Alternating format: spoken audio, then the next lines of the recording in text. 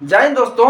प्राचीन काल में एशिया और यूरोप इन दोनों के बीच में बहुत सारे व्यापार हुआ करते थे। उसी समय में भारत का खोज किया गया, क्योंकि यूरोप में बहुत सारे ऐसे अवसर खत्म हो गए थे जो कि व्यापार करने के लिए थे। तो वो नया जगह ढूंढते थे कि आखिर नया जगह ऐसा कौन जगह ढूंढा जाए जहाँ पे बिजनेस किया जाए, जहाँ पे मार्केट नहीं हो, जहाँ पे लोगों की आवश्यकता हो, संसाधन की उपलब्धता हो, लेकिन वहाँ पे फैक्ट्री नहीं हो। बिजनेस के लिए, पर्पस के लिए वो जगह खोज रहे थे। इसी समय में भारत का खोज होता है।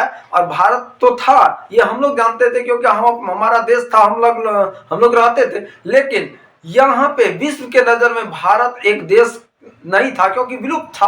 पता नहीं था कि भारत एक देश है, भारत भी एक कोई जगह है। तो इसका खोज किया गया और यहाँ पे एक बिजनेस और बाजार के पर्पस से कि यहाँ पे एक बिजनेस खोलेंगे, बड़ा फैक्ट्री लगाएंगे, उसके पर्पस से भारत का खोज किया गया था।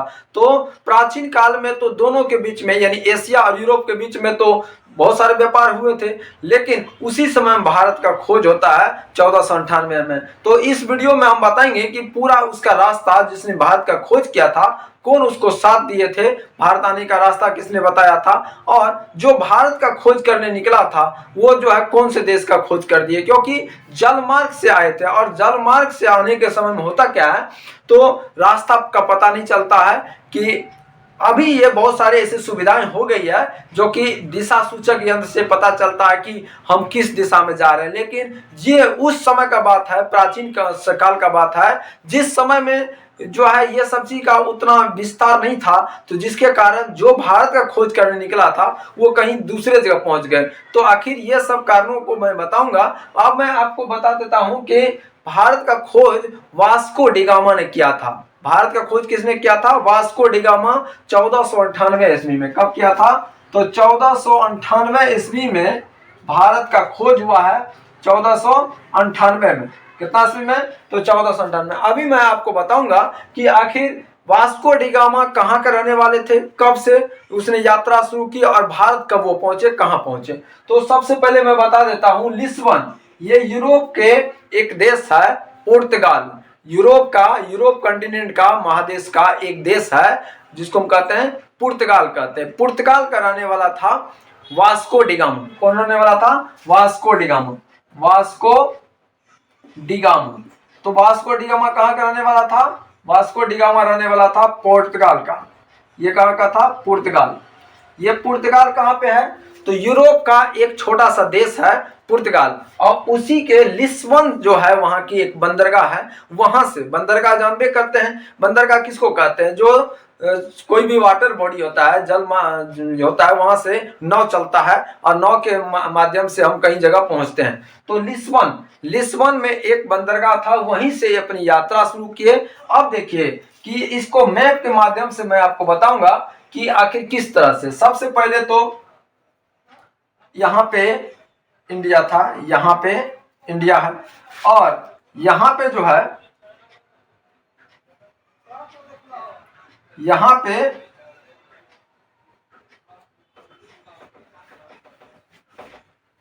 अफ्रीका है। यानी इंडिया, ये इंडिया के जस्ट नीचे क्या है? तो अफ्रीका है। यहाँ पे अफ्रीका है, और यहाँ पे जो है वो यूरोप है। यहाँ पे यूरोप है। अब देखिए, ये यूरोप है, यूरोप, और ये इंडिया है। ये इंडिया है यानी भारत है, और ये भारत है, और ये अफ्रीका है। अफ्रीका है, अफ्रीका। तो अब देखिए इसका रास्ता क्या था। यहां से लिस्बन जो ये पुर्तगाल है, ये पुर्तगाल एक देश है जहां से लिस्बन से इसने स्टार्ट किया, और लिस्बन से आकर के ये कहां पहुंच गए? तो केप वर्ड जो है, केप वर्ड जो हम बता रहे हैं, ये यहां से यात्रा शुरू किए थे और चले आए कहां? तो अफ्रीका का जो पश्चिमी छोर है। कहां पे? तो पश्चिम वाला छोर पे है। यहाँ पे इसको हम कहते हैं क्या? Cap word. इसको बोलते हैं केप वर्ड। तो केप वर्ड एक यहाँ पे द्वीप है, छोटा सा टापू है, यहाँ पे आकर के रुके। उसके बाद ये चले आते हैं कहाँ पे? उत्मासा अंतरिक्ष। यहाँ से आ जाते हैं ये पश्चिम वाला छोर पर, दक्षिण वाला छोर पर अफ्रीका का। ये है उत्मासा अंतरिक्ष है। जिसे अभी वर्तमान में इसका नाम बदल के कर दिया गया है, जो वर्तमान में इसका नाम जो है वो आशा अंतरिक्ष है, ये अफ्रीका में। उसके बाद जो है आ जाते हैं मोजाम्बिक। उसके बाद अफ्रीका का जो ये पूर्वोत्तर है, पूर्व यानी पूर्व वाला हिस्सा है, यहाँ पे मोजाम्बिक है, मोजाम्बिक। उसके बाद मोजाम्बिक से आ जाते हैं कहाँ पे, तो मोबासा, मोबासा, और मोबासा से आ जाते हैं कालीकट, ये केरल, ये केरल है। और केरल का कालीकट एक बंदरगाह है यहाँ पे, जिस बंदरगाह का नाम क्या है, तो कपकडाबू,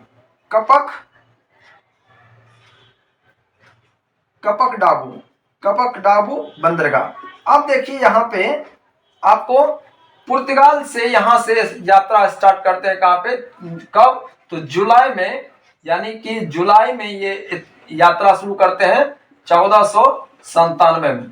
1497 में वास्को डी गामा यहाँ से अपना जो है यात्रा शुरू करते हैं। उसके बाद यहाँ पे आकर के थोड़ा यहाँ पे ठहरते हैं, केप वर्ड, जो यहाँ पर रुकते हैं, जो कि एक क्या है, टापू है, टापू हम कह सकते हैं या द्वीप कह सकते हैं, छोटा सा द्वीप समूह है। यहाँ से आने के बाद यहाँ आ जाते हैं, ये जल मार्ग है, ये क्या है, तो जल मार्ग है, यानी कि ये जो आए थे ना वो जल मार्ग से आए थे।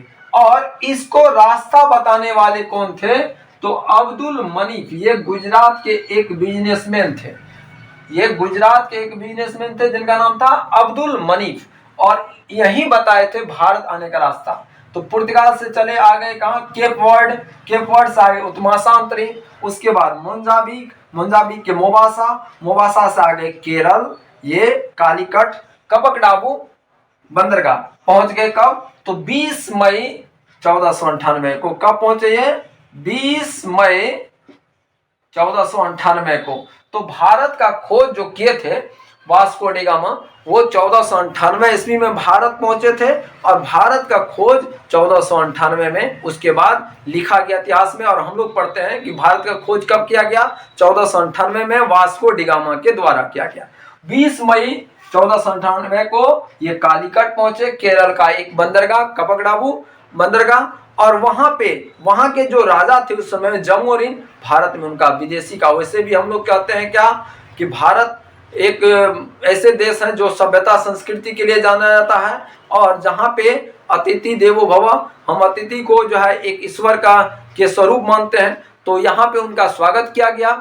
उसके बाद यहाँ पर आने के बाद वो उसके बाद यहाँ पे धीरे धीरे उसने कंपनी लगाना स्टार्ट किया, और तब जाकर के भारत पर कंपनियों का शासन शुरू हो गया।